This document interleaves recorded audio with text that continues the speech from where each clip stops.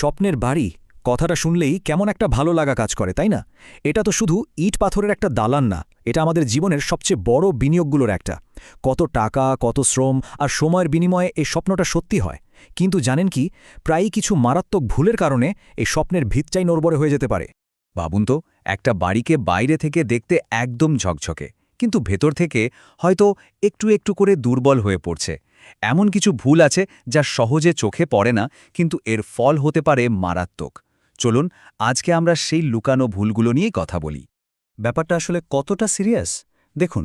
সাধারণত একটা আরসিসি বিল্ডিংয়ের আয়ু ধরা হয় 50 বছর, কিন্তু ভাবা যায় এর কাঠামো তৈরির সময় সামান্য কিছু ভুলের জন্য সেই আয়ু কমে 20 বছরে নেমে আসতে পারে, মানে অর্ধেকেরও কম। আর এরপরই শুরু হয় দেয়ালে ফাটল আর বড় দুর্ঘটনার ভরে। তো প্রথম আর সবচেয়ে বড় যে ভুলটা হয় সেটা হলো কাঁচামালের মান নিয়ে আপোস করা। অনেকেই ভাবেন একটু খরচ বাঁচানো যাক, কিন্তু এই একটু খরচ বাঁচাতে গিয়েই কিন্তু বিল্ডিংয়ের মূল ভিত্তিটা দুর্বল হয়ে যায়। একটু খেয়াল করলেই দেখবেন ভুলটা কোথায় হয়।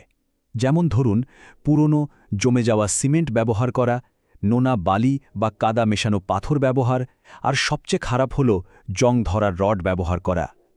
অথচ সঠিক নিয়মটা কি?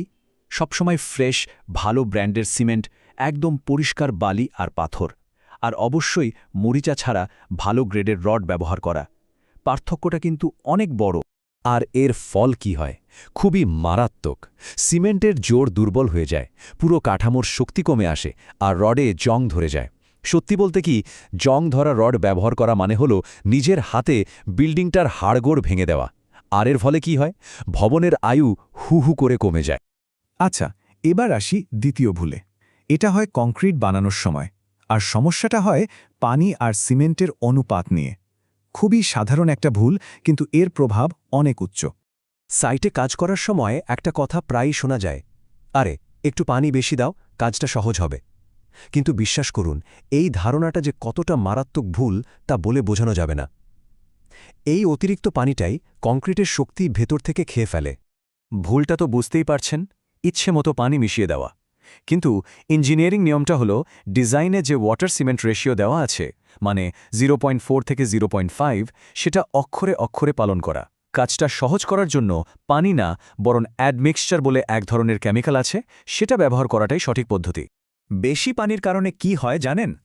কংক্রিটের যে চাপ নেওয়ার ক্ষমতা সেটা কমে যায়। ভেতরে মৌচাকের মতো ফাঁকা জায়গা তৈরি হয়, যাকে আমরা বলি হানিকম্ব। আর শুকানোর পর দেয়ালে ফাটল দেখা দেয়। মানে সোজা কথায় বিল্ডিংয়ের স্থায়িত্ব নিয়ে সরাসরি ছেলে খেলা করা হয়। এরপর আসি 3 নম্বর ভুলে। এটা হলো রড বসানোর সময়কার ভুল। দেখুন, রড তো একটা বিল্ডিংয়ের কঙ্কালের মতো, তাই না? তো সেই কঙ্কাল বসাতে যদি ভুল হয় তাহলে বিপদ তো হবেই। কি ভুল হয়? যেমন ধরুন, কভার ব্লক না দেওয়া, রডের তেল ময়লা লাগা অবস্থাতেই ঢালাই করে দেওয়া, বা একটা রডের সাথে আরেকটা জোড়া দেওয়ার সময় যথেষ্ট লম্বা করে না রাখা। অথচ নিয়মটা কি? রডকে বাতাস আর পানি থেকে বাঁচাতে ঠিকঠাক কভার ব্লক দিতে হবে। ঢালাইয়ের আগে রডকে ঝকঝকে পরিষ্কার করতে হবে, আর কলাম বিমের জয়েন্টগুলোতে রিংগুলো খুব ঘন করে বাঁধতে হবে। এই সব ছোট ছোট ভুলের জন্য রডে সহজেই জং ধরে যায়। স্টিল আর কংক্রিটের মধ্যে যে বন্ডিং, সেটাও দুর্বল হয়ে পড়ে, আর জয়েন্টগুলো নড়বড়ে হয়ে যায়। এর ফলে ভূমিকম্প বা বেশি লোড পড়লে পুরো বিল্ডিংটাই কিন্তু মারাত্মক বিপদে পড়তে পারে। এবার আসি 4 নম্বর ভুলে। এটা ঘটে কংক্রিট ঢালাইয়ের সময় এবং ঠিক তার পরপরই। এই দুটো কাজকে অনেকেই তেমন একটা পাত্তা দেন না, কিন্তু এখানেই লুকিয়ে আছে বড় বিপদ।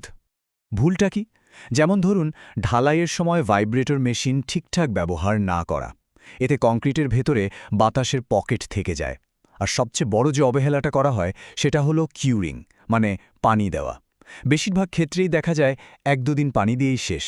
কিন্তু সঠিক নিয়ম হলো ঢালাইয়ের পর টানা 7 থেকে 14 দিন পর্যন্ত ওই জায়গাটা সবসময় ভিজিয়ে রাখা। এখন প্রশ্ন হলো, এই কিউরিং জিনিসটা আসলে কি? খুব সহজ ভাষায় বললে, এটা হলো ঢালাইয়ের পর কংক্রিটকে পানি দিয়ে ভিজিয়ে রাখা, যাতে এর ভেতরের রাসায়নিক বিক্রিয়াটা ঠিকমতো শেষ হতে পারে। আর এই বিক্রিয়ার ফলেই কিন্তু কংক্রিট তার আসল শক্তিটা পায়। বলা যায় এটা কংক্রিটের জন্য সবচেয়ে জরুরি একটা সেবা। বিশ্বাস করা কঠিন, কিন্তু এটাই সত্যি। ঠিকমতো কিউরিং না করলে একটা কংক্রিট তার মোট শক্তির প্রায় 40% পর্যন্ত হারিয়ে ফেলতে পারে। চিন্তা করুন একবার, প্রায় অর্ধেক শক্তিই নষ্ট। এটা এমন একটা ক্ষতি যার কখনোই পূরণ করা সম্ভব না। আর সবশেষে 5 নম্বর ভুল। আর সত্যি বলতে কি, এটাই হয়তো সব ভুলের মূল। এটা কোনো একটা নির্দিষ্ট কাজের ভুল না, এটা হলো পুরো সিস্টেমের ভুল। মানে সঠিক ডিজাইন আর একজন প্রফেশনালের তত্ত্বাবধানের অভাব। ভুলটা কোথায় হয়? কোনো ইঞ্জিনিয়ারিং ডিজাইন ছাড়াই কাজ শুরু করে দেওয়া। মিস্ত্রি সাহেব তার অভিজ্ঞতা থেকে কলম বা বিমের একটা মাপ বলে দিলেন, আর সেই মাপে কাজ হয়ে গেল। কিন্তু হওয়া উচিত ঠিক তার উল্টোটা। প্রত্যেকটা নিরাপদ বিল্ডিংয়ের পেছনে থাকে একজন ইঞ্জিনিয়ারের করা নিখুঁত ডিজাইন আর একজন সিভিল ইঞ্জিনিয়ারের কড়া নজরদারি। তার মানে একটা নিরাপদ বিল্ডিং বানাতে চাইলে এই 3টা স্টেপ ফলো করতেই হবে। 1. একজন ভালো ইঞ্জিনিয়ারের কাছ থেকে একটা প্রপার স্ট্রাকচারাল ডিজাইন করে নেওয়া। 2. পুরো কাজটা একজন সিভিল ইঞ্জিনিয়ারের সামনে করানো। আর 3. সেই ডিজাইন থেকে এক চুলো না সরে হুবহু সেটাকে ফলো করা। তাহলে চলুন এক নজরে দেখে নিই সেই 5টা ভুল কি কি। 1. খারাপ কোয়ালিটির মাল মশলা। 2. কংক্রিটে বেশি পানি। 3. রড বাঁধার সময় গাফিলতি। 4. ঢালাই আর কিউরিংয়ে অবহেলা। আর 5 এবং সবচেয়ে বড় ভুল, ডিজাইন আর ইঞ্জিনিয়ারের তত্ত্বাবধান ছাড়া কাজ করা। মনে রাখতে হবে, এর যে কোনো একটা ভুলই কিন্তু আপনার স্বপ্নের বাড়ির আয়ও কমিয়ে দেওয়ার জন্য যথেষ্ট। শেষ প্রশ্নটা কিন্তু একটাই, বাড়ি বানানোর সময় একটু সচেতন থাকা আর ঠিকঠাক পরিকল্পনা করা, নাকি সারা জীবনের জন্য একটা বিশাল ঝুঁকি নিয়ে বসবাস করা। সিদ্ধান্তটা যার যার নিজের, কিন্তু এর সাথে জড়িয়ে আছে শুধু নিজের বিনিয়োগই না, নিজের আর পরিবারের জীবনের নিরাপত্তাও।